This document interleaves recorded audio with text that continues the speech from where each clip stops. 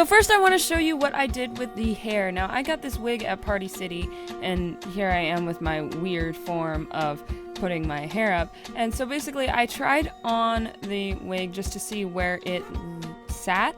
I didn't have time to actually go out and get a real wig, which is a much better option if you're going to do this. So I took the wig and I basically just positioned my scissors as to where I wanted it, how short I wanted it. Now be very careful with this step if you are cutting the wig, because yeah. So then I just went around where I wanted it. Make sure to leave more than you think you're going to need, because you can always cut it shorter, but you can't glue the hair back on and make it longer again. So here I am trying on the wig just to see if it is where I want it to be. I was just messing with the bangs and essentially like fixing it to make sure it was where I wanted it to be.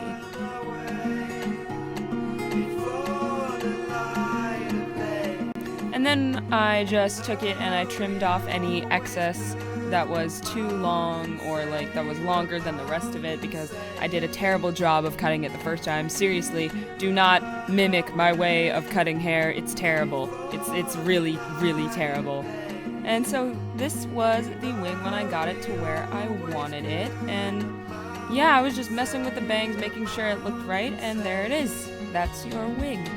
And here I am just messing it up a little to try to get it to look like the actual photo of Max. So now we're going to move on to the shirt. You're going to need a pink tank top. I got this at Walmart. A stencil. I'll put the link in the description. You're also going to need lots and lots of white fabric paint, like lots of it. A paintbrush. And a pair of scissors or an X-Acto knife, depending on how you want to cut out the stencil. So first, cut out your stencil. I honestly do recommend using an X-Acto knife for this, because using scissors was really, really hard. Like, it was obnoxiously hard. I spent way too long cutting out this stencil than I should have.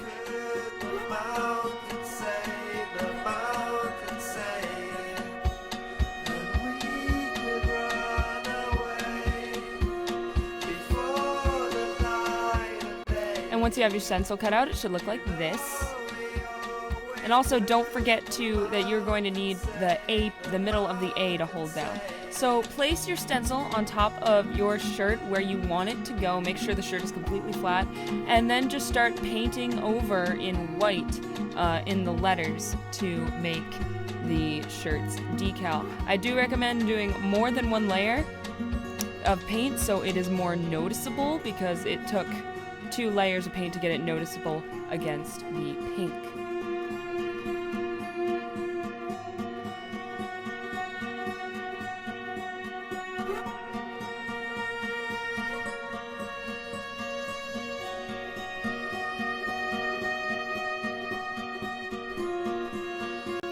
And once you're done that, leave it out to dry for a bit before peeling it off. I do recommend peeling it off within the first hour, however, because I set to make it I waited until the next morning, and the paper had stuck to the shirt. As you can see here, I'm having a very difficult time pulling it off.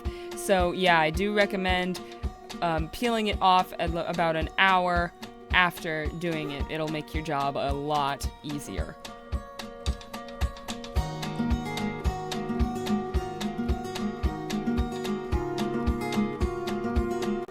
Then you have Max's shirt.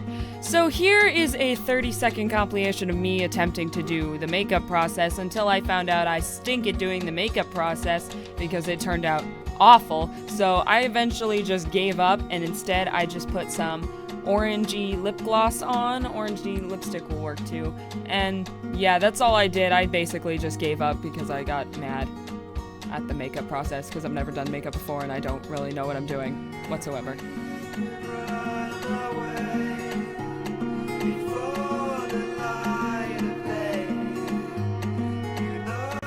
I also used a pair of jeans for this costume. Any pair of jeans will do. These bracelets, a gray jacket that I also got from Walmart. Make sure it has a hoodie on it. these Converse that I already had, just black and white Converse will work, and this messenger bag. It doesn't look a lot like Max's, but it was the only messenger bag I had around the house, so I used it. And then you are transformed into Max Caulfield. I love this costume, mainly because I love Max so much. She's one of my favorite video game characters. But yeah, I hope you guys enjoyed this cosplay. I think that's all I had to say. Stay strong, long gone. Bye, all my chocolate chips.